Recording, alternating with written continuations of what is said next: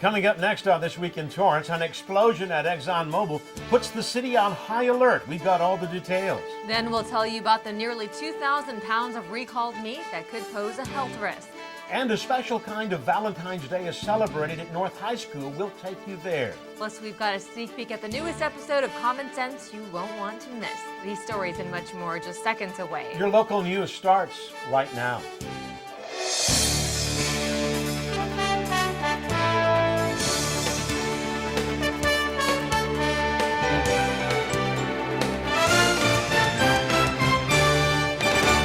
Hello, everyone, and welcome to This Week in Torrance. I'm Jin Chin. And I'm Ben McCain. Thanks for joining us. Here are your top stories. An explosion and fire at ExxonMobil's refinery put the city on high alert, attracting all local media. The incident itself is stabilized right now. We're working with the refinery to continue a stabilization process so they can get back to normal operations. Obviously, there's going to be repairs that need to take place, but that's a refinery issue. I'm just here to address the initial emergency response that happened. That was Captain Steve Duell with the Torrance Fire Department addressing more than a dozen members of the media, from broadcast news and radio to print. The Torrance Fire Department received a call about an explosion and fire in a gasoline processing unit at the refinery. 3 minor injuries were reported, along with structural damage on the Torrance property. Nearly 40 firefighters responding, along with the hazmat team and the Air Quality Management District, who initially advised area residents and city employees to stay indoors and shelter in place for the morning. Soot and ash were reported to be found as far as 2 miles from the refinery. Torrance schools also erred on the side of caution, keeping the kids indoors for the day. We spoke with Mayor Fury on the city's response to this emergency. The explosion earlier today at ExxonMobil was very unfortunate, but thankfully the city was able to respond quickly. Our staff, as well as our first responders from our fire and police departments, train year-round to ensure the safety of our residents and business community. Our goal in Torrance is to make sure our neighbors around ExxonMobil are also safe. Precautionary measures were put into place, advising area schools and residents to stay indoors. We hope the employees who were injured recover quickly, and we're grateful for the staff at ExxonMobil for their quick response as well. For area residents wanting to speak with ExxonMobil about the incident, they can call the refinery's public information hotline at 310-505-3158. Los Angeles will join Boston and Minneapolis in launching a federal pilot program aimed at deterring U.S. citizens from traveling abroad to fight alongside terrorist groups. The program, modeled on an effort in the UK that works with local communities to deter and prevent attacks, is part of a broader strategy known as countering violent extremism. The new strategy would allow various business and religious leaders in the community to respond to concerns of threatening radical behavior instead of involving local law enforcement right away. Authorities hope this would allow for a safer and more approachable platform for anyone concerned a friend or family member is considering joining an extremist group. Federal program leaders met for a 3-day White House summit to discuss the best possible solutions to combating threats from the Islamic State, also known as ISIS. This is one of many new experiments supported by the federal government's countering violent extremism strategy in the hopes of fighting the growing threat of terrorist networks. Planning on a steak dinner tonight? Well, you may want to check the packaging before putting it on the grill. Torrance-based ATM International USA recalled nearly 2,000 pounds of boneless beef products that were shipped from Japan to distributors in California, Arizona, and Washington. According to the U.S. Department of Agriculture, shippers failed to present the meat for inspection by Food Safety and Inspection Services agents, which then poses a possibility of health concerns. The vacuum-packed and chilled beef was imported on various dates ranging from October 9th to January 15th. The packaging was labeled in Japanese for 13 types of cuts, including tenderloin, ribeye, top round, brisket, and short rib. Here in Torrance, Najia Market recalled nearly 359 pounds of the frozen boneless beef products. For more details, you can go to fsis.usda.gov/recalls. There may be some good news for pet owners hoping to travel on Amtrak someday with their four-legged friends. California Representative Jeff Denham is taking steps to change Amtrak's policy of allowing certain pets to ride along.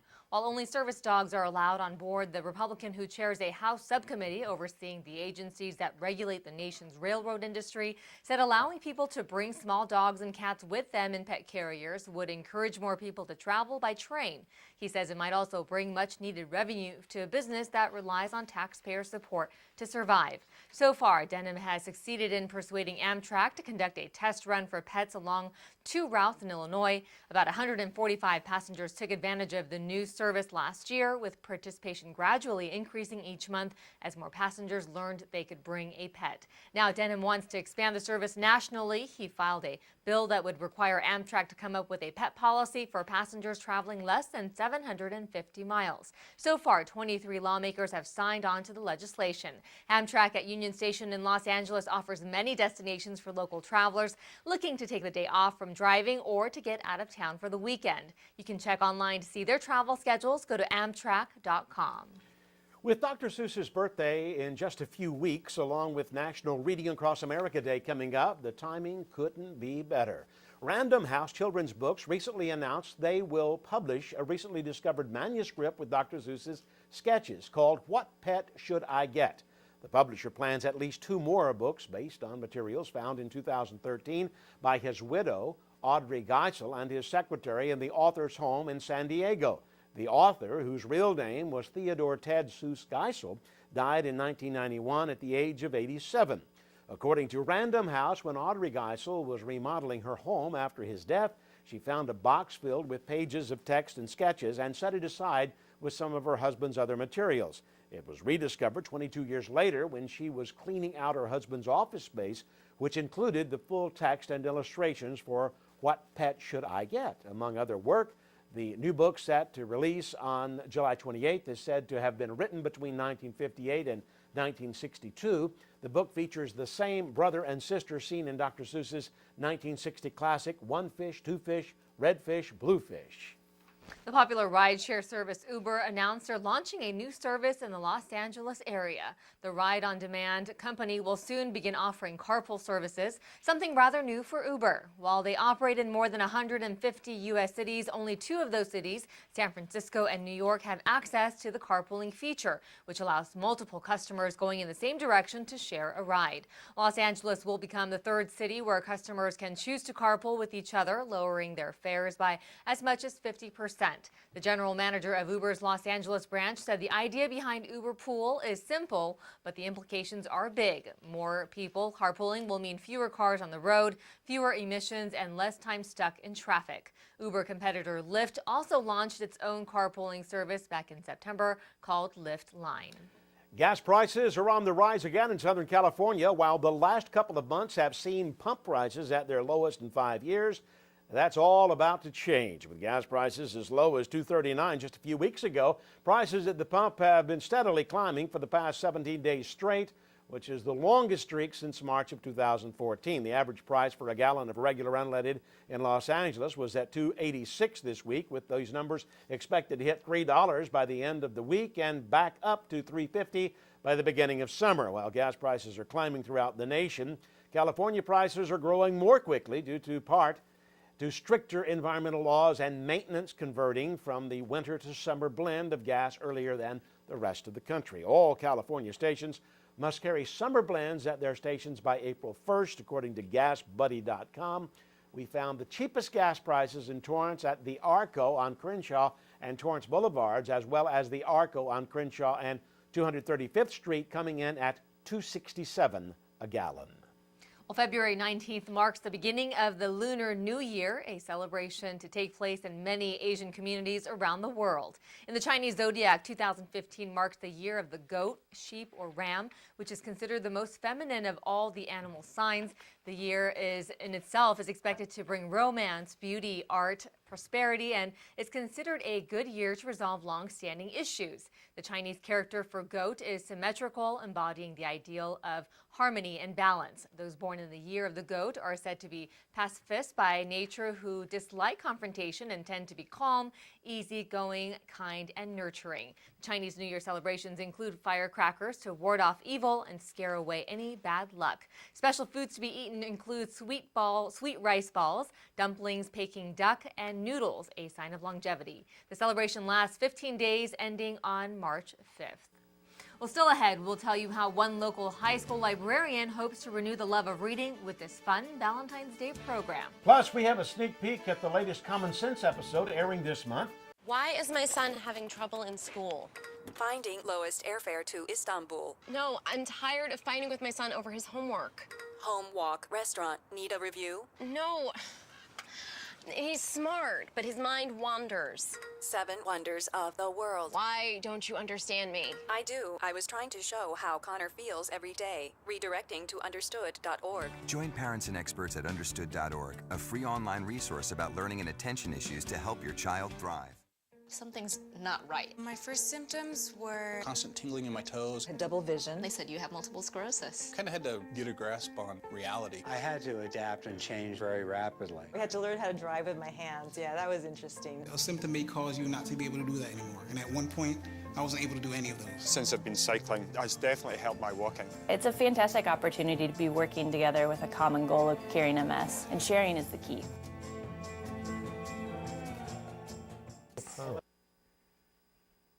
Welcome back. If you're in the mood for some of the freshest oysters around, there's a new place in town that recently opened their doors, ready to serve South Bay foodies. The Jolly Oyster Market held its grand opening recently in Torrance. The original location in Ventura is branching out to the South Bay, now offering Kumamoto and Pacific oysters, plus its signature jollies, a hybrid of the Kumamotos and Pacific oysters, along with their Manila clams, all from its farms.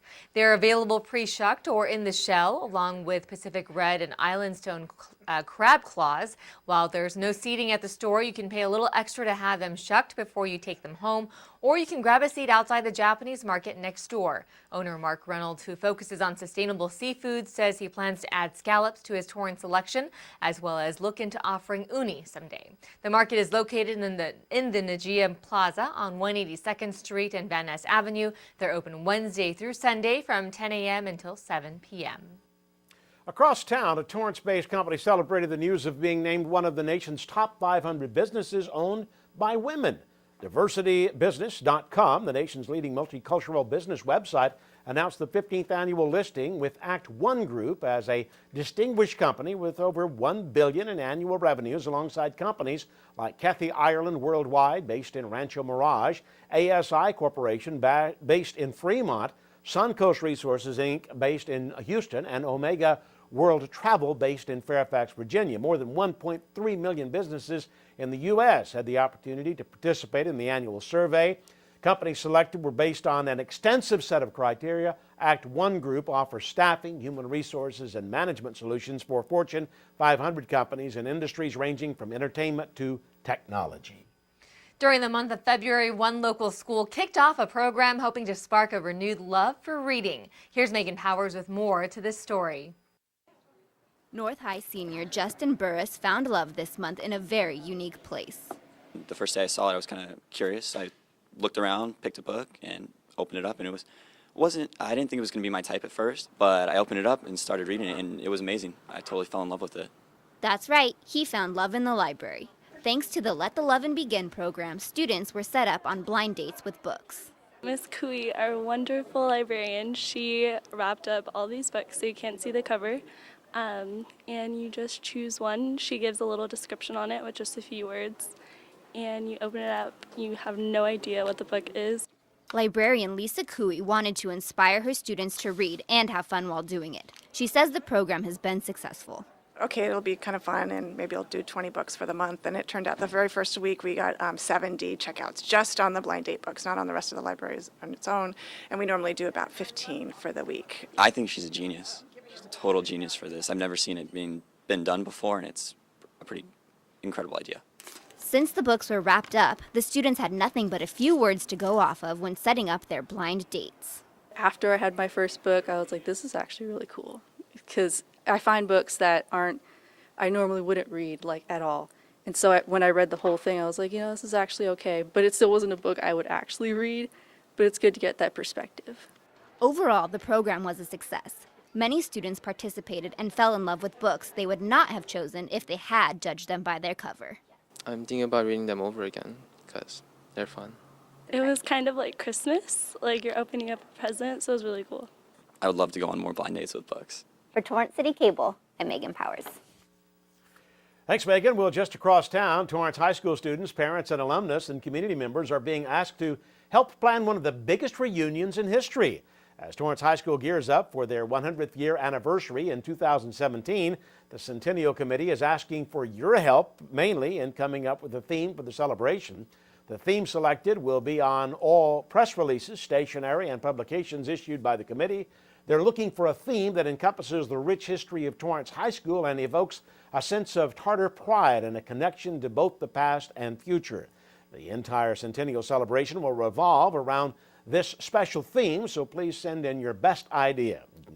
You can submit your emails by email to torrancehigh100@gmail.com. Please be sure to include your full name, phone number, and Torrance High School affiliation. The deadline to submit an idea is Friday, February 27th.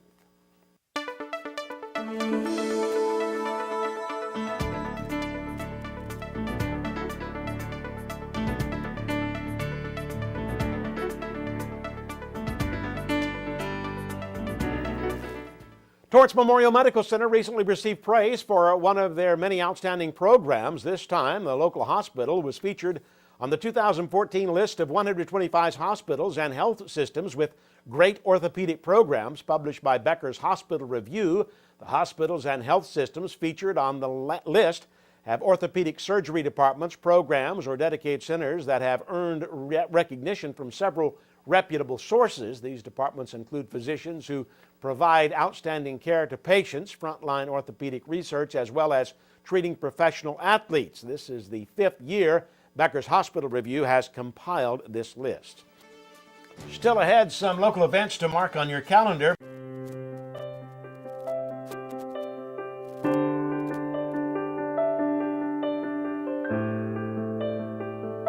At what age is the color that your skin was meant to be no longer beautiful? Every year, millions of young women try to change the skin they were born with and say they die for darker skin. Sadly, some actually do. Melanoma is the second most common cancer in teens and young adults 15 to 29. And one person dies from melanoma every hour. It's time. Change your thinking, not your skin. Stop tanning. Learn more at spotskincancer.org. A message from the American Academy of Dermatology. Welcome back, everybody. We hope you have a pen and paper handy. Here are a few noteworthy announcements. On Thursday, February 26th, the Torrance Area Chamber of Commerce, along with the Greater Los Angeles African American Chamber of Commerce, presents the 18th Annual Black History Celebration. This luncheon will take place at the Torrance Marriott. For tickets or for more information, call 310-540-5858 or go online to torrancechamber.com. And if you're looking for activities for your kids to do during their spring break, you may want to consider the Perfect Day Surf Camp available at Torrance Beach. Early registration is open, and they're offering early bird specials with $50 off the price. If registered before March 1st, you can go online to perfectdaysurfcamp.com. Spring camp is open from April 6th through the 10th. This month, CitiCable's Common Sense visits a local bakery known for not only their pastries, but particularly for their expansive selection of lavish wedding cakes. The new host and producer of the show, Laura Fong, heads to downtown Torrance to find out their secrets to success. Here's a sneak preview of what's to come this month.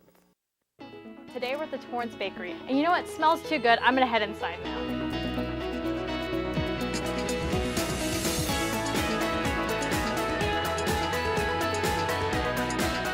I would help with the decorating of the cakes and filling and frosting of the cakes.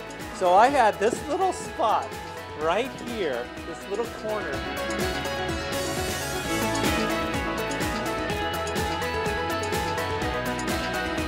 What we do in the community in Torrance and the surrounding area, that's the most important to us.